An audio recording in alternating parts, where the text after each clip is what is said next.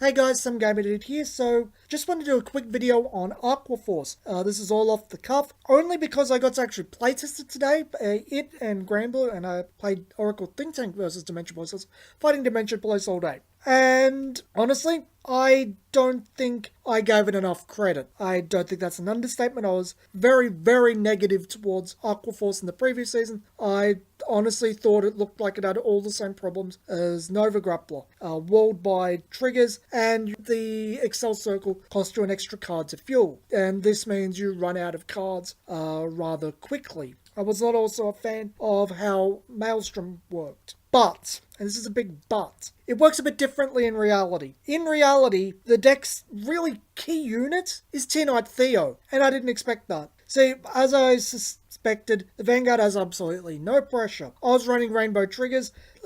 Fate just really hated me. I wasn't getting anything. I was running Rainbow because restanding Vanguard's criticals. It's what you're going to do. But it fronts because I have a ton of attacks and I'd actually like to see some of them do something. But I really underestimated T-Knight Theo. T-Knight Theo is a really, really good card. It gives whatever column it's boosting pressure. With that, and it's decent pressure, it's 8,000 buff to something. And with that pressure, all of these attacks start asking the opponent to actually guard them. It's not a case of it's just one damage, that's all it's going to do. Fine. It's more, yeah, but also 8,000 power here, including the Vanguard with Theo behind him. This is a really good thing. It means your opponent starts draining their hand rather quickly because they don't want your other units, which have effects thanks to Maelstrom, to get even stronger. I'm still figuring out a few kinks on things, but it's not a bad deck. It really isn't. The whole thing reminds me of, honestly, Spike Brothers.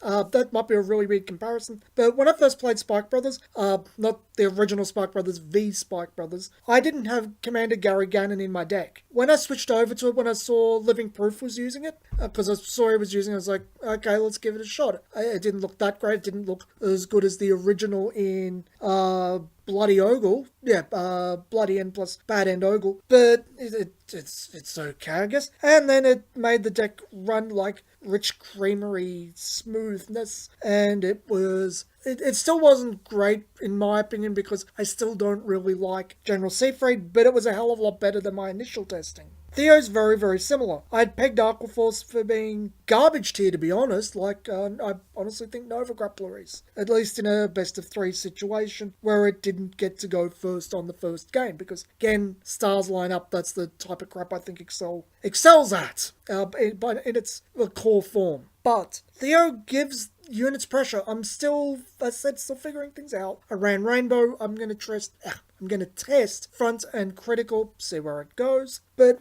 giving the units pressure, the only real problem I have with it so far is when Tidal Assault attacks first, because you don't want him to get the minus 5,000 effect, he's risking the opponent getting a trigger, and that'll put a lot of damper on the rest of the turn. You can get around that, things are great. They don't get a trigger, which I think it has has a low percentage. I'll probably put it in the annotations. I forget offhand, but it's not that reliable getting a trigger defensively. But you get around that, Aqua Force isn't looking too bad. You can get 3 Theos out somehow.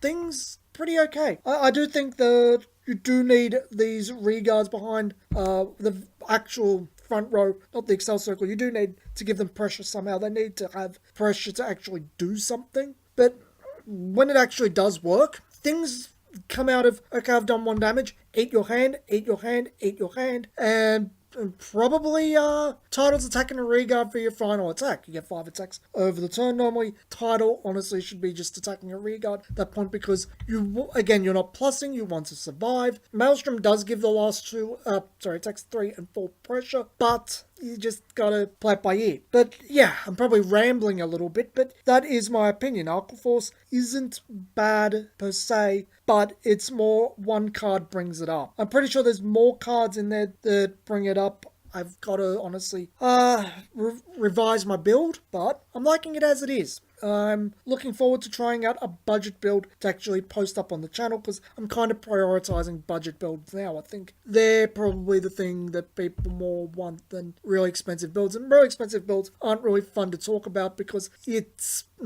Vanguard, especially Vanguard with little options. There isn't much to talk about. The good cards are rather obvious. So look forward to a Mega Colony budget deck this Sunday, and I'll see you guys next video.